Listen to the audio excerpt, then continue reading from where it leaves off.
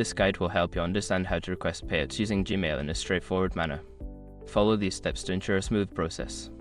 Step 1. Access your Gmail account. Log into your Gmail account using your email address and password.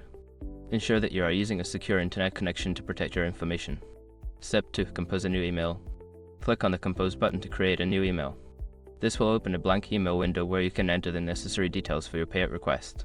Step 3. Enter the recipient's email address. In the To field, enter the email address of the person or organization you are requesting the payout from. Double-check the address to avoid sending it to the wrong recipient. Step 4. Write a clear subject line. In the subject field, write a clear and concise subject line that indicates you are requesting a payout. For example, you could use payout request or request for payment. Step 5. Provide detailed information. In the body of the email, provide all relevant details regarding your payout request. Include the amount, the reason for the payout, and any necessary account information.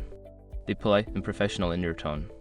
After completing these steps, review your email for any errors before sending it. Following this guide will help you effectively request payouts through Gmail.